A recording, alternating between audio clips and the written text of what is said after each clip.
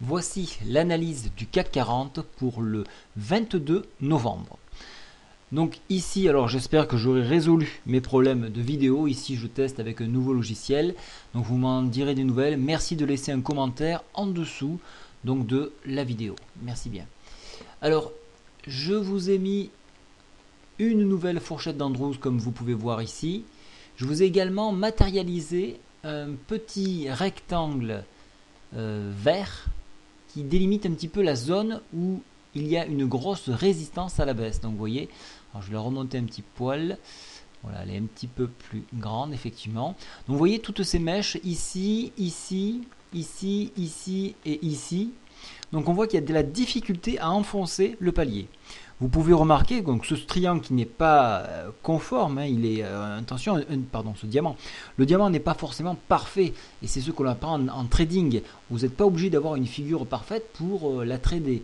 Vous pouvez avoir une figure un petit peu déformée, un peu allongée, un petit peu biscornue. C'est beaucoup de la visualisation, de l'interprétation. Il y a beaucoup de ça aussi dans l'analyse graphique. Donc là, on est en présence d'un diamant qui s'apparente à un diamant. Voilà pourquoi j'insiste sur le mot s'apparente. On voit qu'on a été rattrapé par la médiane de la fourchette d'Andrews ici et on a réintégré ce diamant. Alors, est-ce qu'on veut réellement le casser? Toute là est la question. Il est actuellement 20h39. Donc, on est en train de tester à la fois donc, cette médiane, le bas de la Bollinger ici et le point support ici du diamant.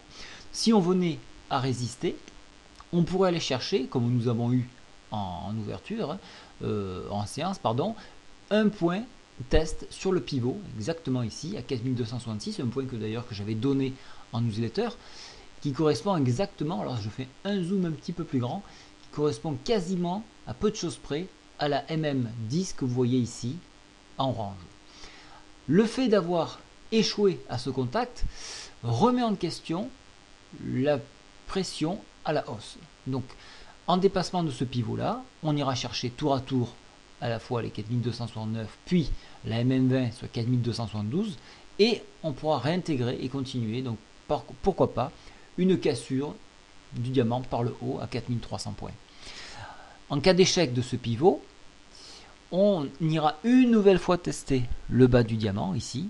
Pourquoi pas, bien évidemment, le bas de la fourchette d'Andrews à 4238, pardon. Et encore une fois, cette médiane que je vous ai à nouveau tracée, donc la fourchette d'Andrews, la nouvelle fourchette d'Andrews, sur 4231.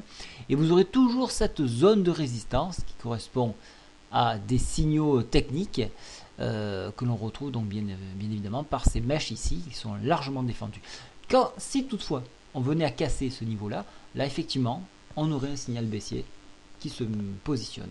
Alors pour ceux qui sont en abonnement, vous avez pu bénéficier d'un joli trade ce matin puisqu'on a cherché le point bas et on est parti de ce point bas pour aller donc chercher donc une vingtaine de points. Donc c'est quand même très intéressant. Au niveau indicateur, le stochastique donne toujours une tendance baissière, la MACD donne toujours une tendance baissière. Donc vous voyez, on est d'un point de vue indicateur, on donne des signaux baissiers. D'un point de vue graphique, ce n'est pas engagé. On a bien évidemment des croisements de la 7 sur la 20, donc un signal plutôt baissier, mais graphiquement, si vous faites un zoom à l'arrière, et je vous invite à le faire régulièrement quand vous ne voyez pas, on a toujours cette figure qui monte.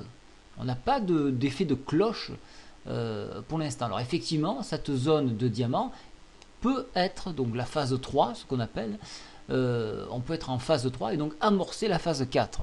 Mais ce n'est pas encore fait, donc si ça n'est pas encore fait, ça ne sert à rien de forcer le destin. On peut entamer une phase 3 qui peut très vite se transformer en phase 1 et repartir en phase 2. Voilà, donc ça c'est pour ceux qui viennent en formation, vous savez très bien de quoi je parle. Donc pour les haussiers, le fait de casser par le haut le diamant à 4300, on pourra réintégrer le signal et pourquoi pas toujours avec mon objectif 4373 puisqu'il est le haut de mon point pattern AB égale CT.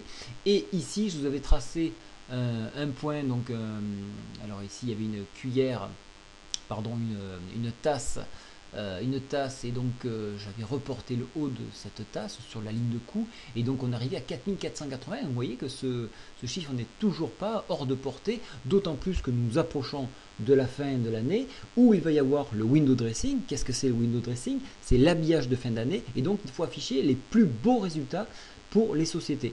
Donc qu'est-ce qu'on fait? On pousse la machine à fond et c'est peut-être ce qui est en train de se passer. Voilà pourquoi nous avons besoin de cette consolidation. Donc on pousse la machine à fond pour toucher des points très hauts, prise de bénéfice en fin d'année, reprise de position en début d'année jusqu'à février. Voilà un petit peu l'explication, le schéma que l'on peut entrevoir sur cet indice. Voilà, je vous souhaite à tous une très bonne soirée. Merci, excusez-moi d'avoir un peu tardé pour vous envoyer la vidéo, mais je tiens à vous donner le meilleur. Voilà, au revoir.